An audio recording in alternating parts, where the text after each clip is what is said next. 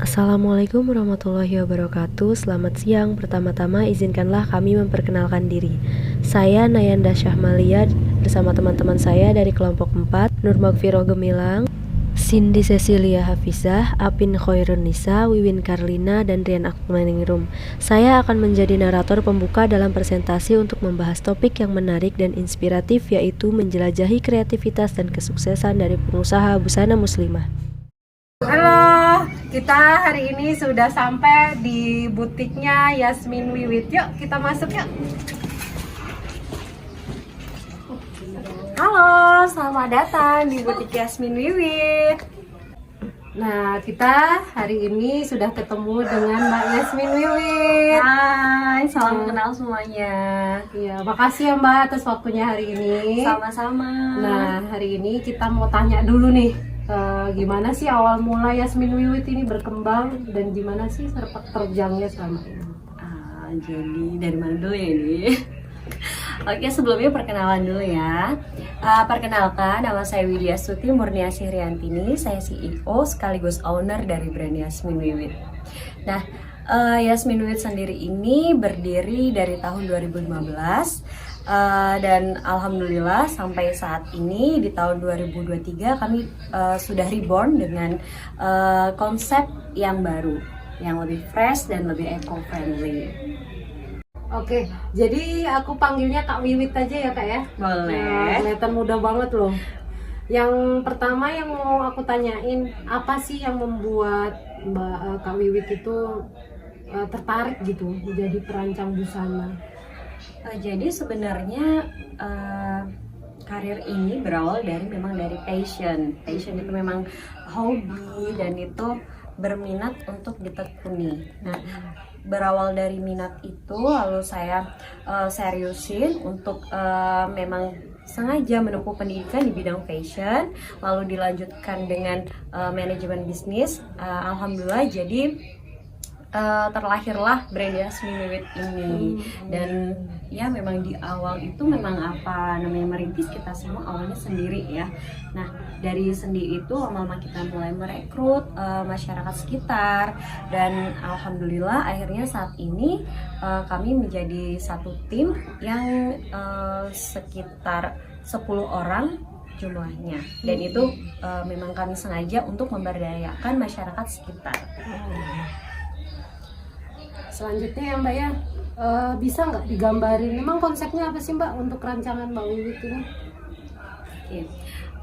Jadi balik lagi ke memang visi misinya Yasmin Wiwit. Yasmin Wiwit ini memiliki visi yaitu menjadi brand fashion sustainable terbaik di Indonesia. Amin. Amin.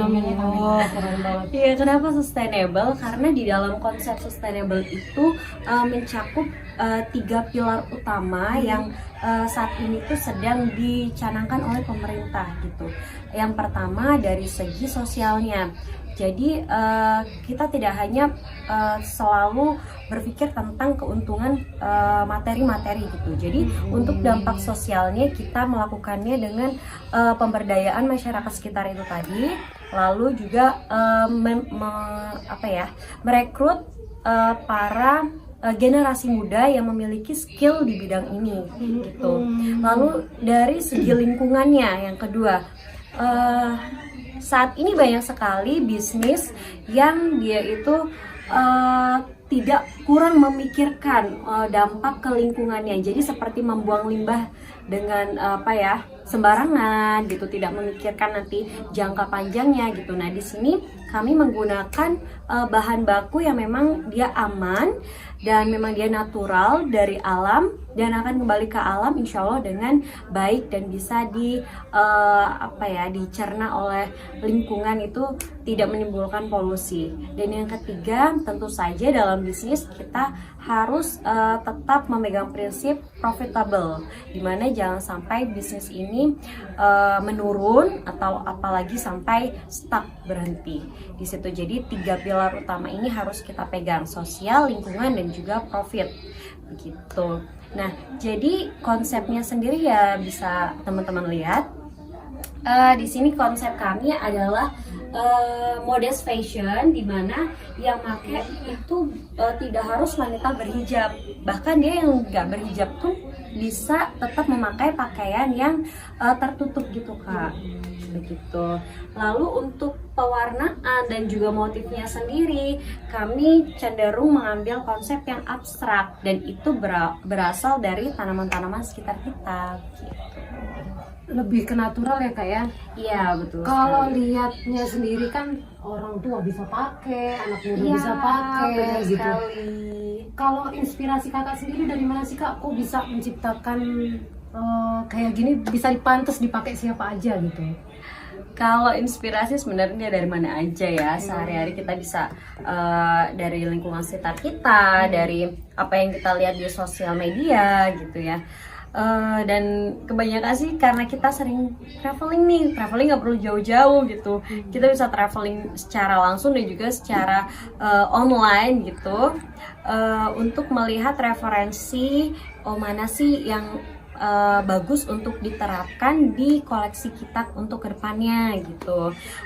Dan tapi itu tidak terlalu apa ya, jangan yang terlalu luas, maksudnya tetap fokus dengan pasar atau target pasar yang kita sudah konsepkan dari awal gitu. Kalau untuk apa ya, desainnya sendiri kita menyesuaikan aja karena kita target marketnya adalah wanita remaja, dari remaja usia sekitar 20 tahun sampai dewasa, wanita dewasa sekitar umur 55 tahun begitu. Jadi kita sesuaikan apa yang biasa mereka gunakan. Oke. Jadi Kak, kalau tantangannya sendiri pasti ada ya ujiannya ya, apalagi Pasti dari dong. 2015 sampai 2023 konsisten banget. Apalagi sekarang kalau ngelihat IG Kakak di Yasmin Wiwit Label, jangan lupa ya dilihat di situ. Itu banyak banget tuh Kakak, sampai ke Melbourne kemarin diundang, Alhamdulillah. pelatihan ke Bali. Itu gimana sih Kak? Atau tantangan tersendiri atau bagaimana ujian? Pasti kalau dalam bisnis apapun itu pasti yang namanya tantangan, ujian itu pasti ada. Cuman balik lagi ke niat awal kita, dan ya itu tadi, seorang pebisnis harus konsisten gitu. Jadi kalau udah bener-bener mantep nih di bagian ini, jadi mau jatuh bangun ataupun apapun terpaannya, baik itu dari dalam sendiri ataupun dari luar, harus tetap stand on gitu. Nah kalau untuk apa ya, tantangan dari Yasmin Wiwit, kami tertantang untuk apa ya, saingan brand-brand yang mungkin apa ya, kontra dengan kami. Seperti kalau kami ini kan konsepnya adalah natural, eco-friendly, dan slow fashion.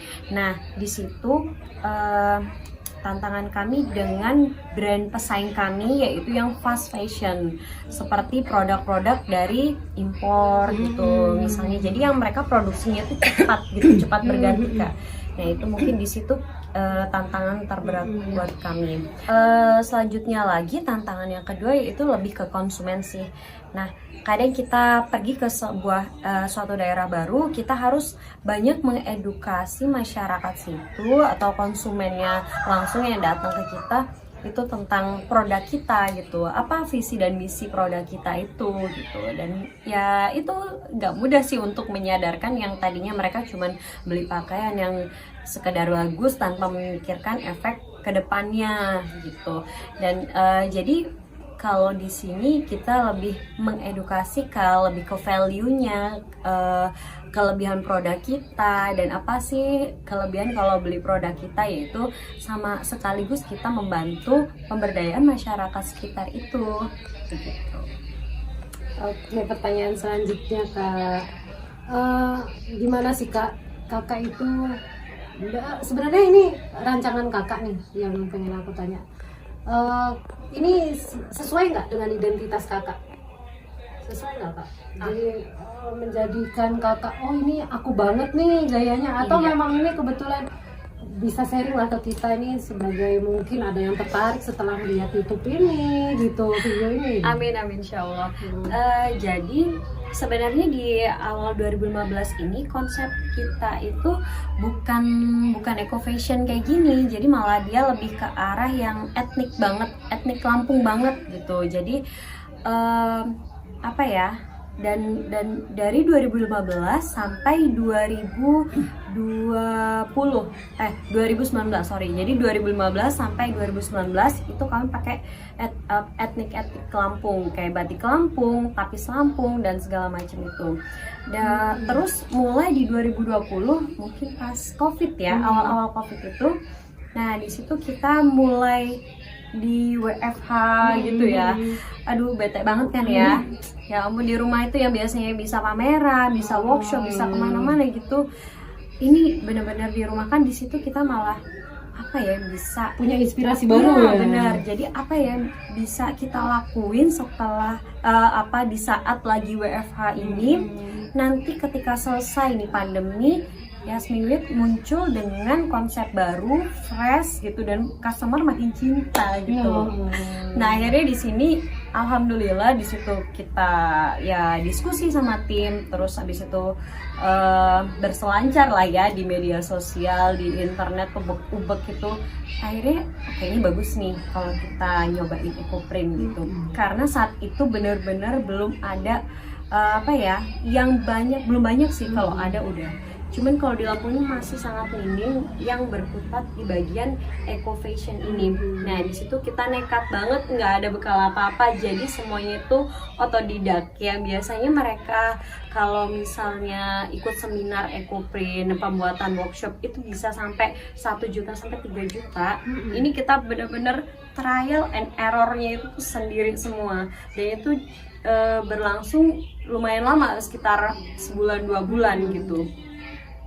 Ya udah dari situ begitu nemuin, sambil proses nih, sambil jalan, kok kayaknya seru ya, walaupun banyak tantangan, banyak ini nggak tahu, ini gagal, ini segala macam gitu, tapi kok seneng ya gitu ngejalannya ini. Jadi setiap buka gulungan EcoPrint ini selalu excited sama hasilnya kayak apa gitu. Benar karena prosesnya agak panjang gitu. Betul. Kurang lebih hampir mirip sama batik, cuman kalau ini tidak mencanting ya gitu. Jadi kalau untuk pengerjaannya sendiri bisa makan waktu sekitar 1-2 hari pengerjaannya gitu. Jadi malah dengan konsep baru ini aku barusan menemukan, oh ini adalah DNA-nya Yasmin Wiwit. Di situ pertama kali kami launching produk EcoPrint ini, dan alhamdulillah antusiasnya para customer dan para calon customer itu malah makin meningkat. Nah di situ kami jadi berkaryanya juga lebih bisa eksplor karakternya Yasmin Wiwit ini, dan mereka juga menerima dan makin luas gitu. Dan alhamdulillah nggak hanya di lokal gitu, jadi di nasional, alhamdulillah sampai di luar negeri juga mereka sangat, iya benar, di orang luar negeri itu sangat aware sama produk-produk yang ramah lingkungan gini. Alhamdulillah sih. Jadi ya ini tantangan dan juga berkah sih menurut buat kami. Iya Kak. Kalau Kakak lihat sendiri nih, gimana sih Kak tren perkembangan masa depan terkait industri busana? Dan terakhir ya Kak, sekalian Kakak kasih pesen-pesen deh buat anak muda sekarang untuk menciptakan hal baru yang mungkin kayak eco-friendly gini kan, nggak merusak lingkungan, apalagi sekarang dunia makin ini ya Kak. Iya benar. Oke, jadi tadi untuk tren ya. Oke. Menurut aku untuk tren fashion ke depan ini nanti bakalan, ya namanya di dunia fashion ini semua industri lebih mengarah ke sustainable fashion. Apa itu sustainable fashion? Dimana industri fashion ini tidak selalu mementingkan profit. Mereka lebih ke arah yang etik. Nah, jadi maksudnya yang saya sebutin itu tadi Kak, 3 pilar itu. Jadi mereka lebih aware sama masyarakat mereka, masyarakat sekitar, lebih perhatian juga sama lingkungan, kemana arahnya limbah itu gitu, bahayakah untuk tanah, untuk ke air, kemana gitu. Mereka akan lebih banyak menciptakan kayak penyaringan atau ide-ide sehingga tidak membahayakan untuk lingkungan ke depannya. Terus yang ketiga yaitu jadi semuanya itu bisa sustain itu berkelanjutan, jadi tidak putus sampai di situ rantai bisnis itu. Jadi namanya bisnis kan kita nggak bisa sendiri ya, kita harus banyak kolaborasi, kita banyak kerja sama gitu, jadi makin meluas. Nah di sini industri fashion lebih tertantang nanti ke depannya, dia menciptakan pakaian-pakaian yang modest, yang tertutup. Karena pakaian yang sejenis ini dia akan ditargetkan nanti ke depannya di dunia fashion ini untuk sekitar 2030 itu mereka akan menjadikan Indonesia ini kiblat fashion sedunia. Begitu. Jadi dengan pakaian yang modest, yang tertutup, sesuai dengan identitas kita masyarakat Indonesia yang mayoritas adalah Muslim ya. Nah di situ walaupun kita ada juga yang non Muslim, pakaian modest ini jadi lebih netral dipakai untuk semua kalangan gitu, baik Muslim ataupun non Muslim. Nanti semuanya insya Allah akan ke arah situ untuk tren ke depannya. Terakhir Kak, pesan-pesannya tadi untuk anak muda biar makin semangat menciptakan hal-hal baru nih. Apalagi lihat kakak yang masih muda tapi luar biasa. Kelihatannya sebenarnya udah tua ya Bu ya. Dan kakak masih muda, masih sering gitu, tapi usahanya luar biasa, sudah mendunia gitu. Amin. Coba Kak kasih pesan-pesan buat anak muda. Pesan dan kesannya apa ya? Pastinya buat para generasi muda yang saat ini sedang sama-sama merintis usahanya. Jadi semua itu harus berawal dari apa niat kalian, lalu passion, apa yang kalian suka, karena nanti yang kalian jalanin itu bukan untuk sementara tapi untuk seterusnya. Jadi kalian harus follow your passion. Lalu selanjutnya kalian harus konsisten, karena di tengah perjalanan membangun bisnis itu yang namanya jatuh bangun, terpaan, godaan dan segala macam itu pasti ada. Kita di sini harus dituntut untuk kuat, sabar, ikhlas dan berpikir futuristik. Jadi harus apa yang dibutuhkan nanti ke depannya oleh masyarakat gitu. Dan jangan lupa untuk sebaik-baiknya manusia ialah yang bermanfaat bagi orang lain. Itu jadi kita harus memegang prinsip-prinsip yang kita maju nggak bisa sendiri loh. Kita harus bersatu, kita harus kolaborasi, kita harus kerja sama. Jadi maju itu harus sama-sama gitu. Oke. Terima kasih Kak Wiwit. Banyak pesannya yang aku dapat untuk hari ini wawancara kita. Mudah-mudahan menginspirasi buat yang nonton. Dan terima kasih banyak ya atas waktunya Kak Wiwit. Sukses selalu. Makasih banyak, makin maju ya. Amin. Terima kasih. Kami dari kelompok 4. Salam. Wassalamualaikum warahmatullahi wabarakatuh. Ya, hari ini kita langsung ketemu sama customernya atau yang biasa belanja di Yasmin Wiwit. Mau kita tanya-tanya dulu. Mbak, dengan Mbak siapa? Boleh kenalan dulu? Nama saya Fadila. Oh iya, biasa dipanggil? Dipanggilnya Dila. Mbak Dila, biasa belanja di Yasmin Wiwit atau? Ya biasa sih, udah dari awal Yasmin Wiwit ini memang suka iniin produk-produknya. Apa yang bikin Mbak Dila belanja, tertarik sama gaya fashionnya atau modelnya gitu? Lebih ke kayak filosofinya, jadi kan kayak kebanyakan produknya Yasmin Wiwit itu mengusung tema eco-print gitu, jadi yang ramah lingkungan. Jadi dia memperhatikan dari saat produksi bahannya itu nanti limbahnya yang tidak merusak lingkungan. Lebih ke seperti itu filosofinya. Jadi Karena itu saya suka beli produknya. Oh, jadi itu yang bikin daya tarik ya, bukan hanya Iya, modelnya aja ya? bukan hanya modelnya, jadi kan jadinya lebih dia yang sekarang kan lagi musimnya yang sustainable gitu. Oh iya iya iya. Kalau untuk harga sendiri gimana Mbak? Terjangkau Harga nggak? ya relatif terjangkau sih, kalau itu kan relatif ya Mbak ya. Kalau menurut saya sih terjangkau, tapi mungkin untuk beberapa ini masih agak tinggi, tapi itu setimpal dengan memang cara memproduksinya yang memang kan dia handmade, jadi satu-satu ya diituinnya. Jadi menurut saya dengan harga segitu ya memang sesuai sama kualitasnya.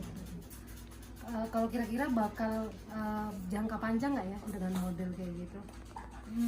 Kalau menurut saya sih karena warna-warnanya itu yang netral, menurut saya sih kemungkinan akan jangka panjang karena bukan warna-warna yang musiman gitu sih. Jadi lebih ke earth tone itu kan warna-warnanya dari zaman dulu sampai sekarang itu dia long last gitu. Oke, makasih banyak ya Mbak Dila atas waktunya. Terima kasih. Nah, kita sekarang ke customer kedua nih dari Yasmin Wiwit dengan Mbak siapa? Dengan Mbak Meli. Oh ya, Mbak Meli. Mbak Meli, kalau untuk produk Yasmin Wiwit sendiri suka yang jilbab kan macam-macam ya modelnya, ada mukena, atasan jilbab. Kalau Mbak Meli sendiri sukanya? Suka jilbabnya. Oh, jilbabnya ya. Lebih variatif gitu ya? Iya, Apa matching karena yang dipakai? natural aja gitu. Oh iya. Mbak Meli udah berapa koleksi? 3. Oh 3 ya. Wah, berarti akan belanja terus nih kayaknya di Yasmin Wiwit ya. Insya Allah. Iya.